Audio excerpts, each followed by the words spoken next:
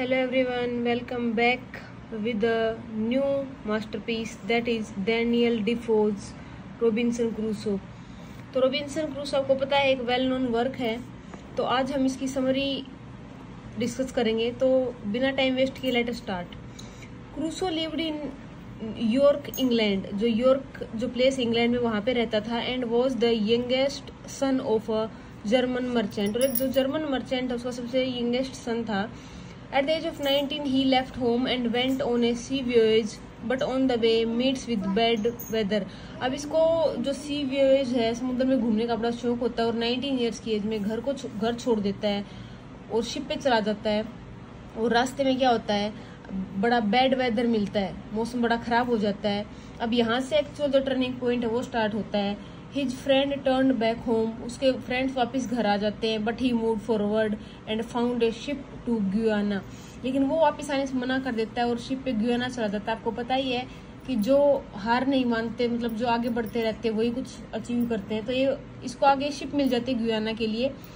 Morris pirates attacked him, वहाँ पे जो कुछ मोरिस जो पायरेट होते हैं सी में वो अटैक कर देते हैं, and made him a slave in north Africa. North Africa में एक प्लेस है सेली, वहाँ पे इसको गुलाम बना के स्लेव बना के ले जाते हैं। वो भागने की कोशिश करता है। ही वंस वेंट ऑन फिशिंग, लेकिन भाग नहीं पाता। एक बार वो फिशिंग करने के लिए जाता है और क्या देखता है, a Portuguese ship who was ready to take them. एक पोर्टुगीज शिप है जो वहाँ पे आ रही है, और उस शिप में चढ़ के वहाँ से चला जाता है। और फिर वो कहाँ पे पहुँचता है, ब्राजील में पहुँचता है, and earn some fortune which he invested to buy some slaves from West Africa. Brazil जाने के बाद कोई बिजनेस स्टार्ट करता है, उससे इतनी अर्निंग होती है कि कुछ स्लेव, कुछ गुलाम अपने लिए खरीद लेता है वेस्ट अफ्रीका से। On the way he was washed off by a storm to an uninhabited island of Trinidad. He was only survivor. और जो ब्राजील गया था वहाँ पे फॉर्चून इकट्ठा करके, जो वहाँ पे स्लेव लेके आए थे वेस्ट अफ्रीका से। तो जब वेस्ट अफ्रीका से वापस आ रहा था तो रास्ते में एक स्टॉर्म आता है, और क्या होता है, वो इसको बहा के ले जाता है एक अनहैबिटेड आइलैंड जहाँ पे कोई नहीं रहता, और ये अकेला उस शिप में बचता है, सब मर जाते हैं। तो ये उस आइलैंड पे चला जाता है जहाँ पे कोई नहीं होता। अब यहाँ पे क्या करता है, he started living there and produce some grains and start hunting there. अब वहाँ पे अपनी कोई खाना वगैरह अपना मतलब कि कोई फसल लगा लेता है, हंट करना स्टार्ट कर देता है। ऐसे ये 27 साल बीत जाते हैं।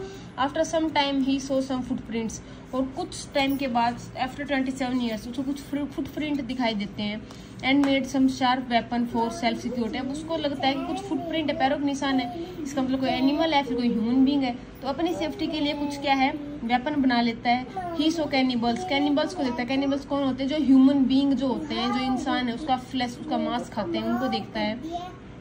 Who were dozens, और डजन्स बहुत सारे थे। They were eating other people's and once they turned back, वो बहुत वहाँ पे लोगों को खा रहे थे, और ये क्या करता है, वो एक बार फिर वो वहाँ से चले जाते हैं। One day a young fellow was being followed by these cannibals। एक बार एक आदमी भागता हुआ आ रहा है, कोई एक यंग पीपल है, एक यंग पर्सन है, और ये जो कैनिबल्स होते हैं उसको खाने के लिए मारे उसके पीछे पीछे भाग रहे हैं। वो अपनी गन चलाता है और कैनिबल्स भाग जाते हैं।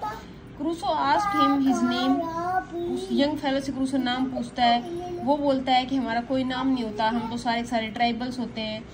तो जिस दिन वो मिले थे, अभी ये क्वेश्चन आया हुआ है कि रॉबिन्सन क्रूसो ने अपने जो वहाँ पे मिला था पर्सन, बाद में स्लेव बन जाता है, उसको फ्राइडे नाम क्यों दिया था, क्योंकि वो फ्राइडे के दिन मिले थे, इसलिए उसको फ्राइडे नाम दिया था, और वो उसका सर्वेंट बन जाता है।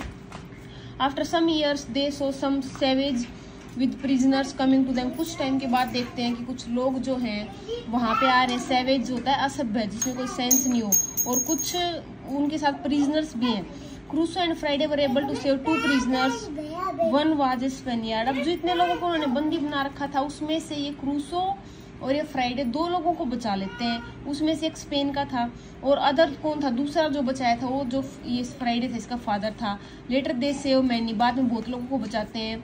1 English ship came with 3 prisoners, फिर बाद में एक इंग्लिश शिप आती है जिसमें 3 प्रिजनर्स होते हैं, और एक क्रू, पूरा जो क्रू, एक मेंबर जो होता है ना, ग्रुप होता है शिप पे, जो मेंबर्स होते हैं उनको क्रू बोलते हैं, वो है। 1 among these was captain whose crew betrayed him, और जो शिप का कैप्टन था उसको उसी के लोगों ने बिट्रे किया था, उससे धोखा किया था और उसको पकड़ लिया, बंदी बना लिया था। और जो कैप्टन है वो क्रूसो को और फ्राइडे को अपनी हेल्प के लिए बोलता है और बोलता है कि अगर ऐसा होता है तो उसको उसका आइलैंड वापस दे देंगे। और फ्राइडे को बाद में उसको बचा लेते हैं और वो बोलता है कि हम तुम्हें आइलैंड दे देंगे और तुम्हें यहाँ से वापस ले जाएंगे इंग्लैंड के लिए। और वो उसको रेडी हो जाते हैं देने के लिए और बोलते हैं कि अगर तुम हमें हमारा आइलैंड वापस दोगे तो तुम्हें वापस ले जाएंगे। और क्या होता है फिर फ्राइडे जो है उसको भी अपने साथ ले जाता है। वो कौन? Crusoe. They give the ship back to actual captain, और वो जो सारे कैप्टन को बचा लेता है फ्राइडे और क्रूसो, और अपना जो शिप है वो वापस मिल जाता है उन लोगों को। अब 28 ईयर्स पास हो चुके हैं, वापस आता है England. He turn back and become rich. अब जो रॉबिन्सन क्रूसो है वो अपने कंट्री इंग्लैंड वापस आ चुका है। 28 ईयर्स हो चुके उस बात को, और वो बहुत रिच है, मैरिड है, और उसकी वाइफ की डेथ हो चुकी है। अब उसके मन में वही है सी वॉयेज का। वो फिर से क्या करता है, फ्राइडे भी उसके साथ इंग्लैंड आया था तो फ्राइडे के साथ फिर से दोबारा से समुद्र में जाना चाहता है।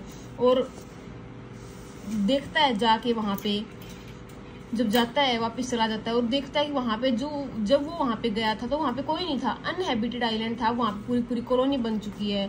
तो ये एक रियल लाइफ के ऊपर बेस्ड था, अलेक्जेंडर सेल्टिक पर्सन पे। और जो एलिजाबेथ बिशप है उसने भी एक पोएम लिखी है, क्रूजो एंड हिज इंग्लैंड, जो रॉबिन्सन क्रूसो के साथ बाद में क्या हुआ उसके बारे में डिस्कस करती है। आई होप आपको इसकी समझ में आई होगी। Thank you.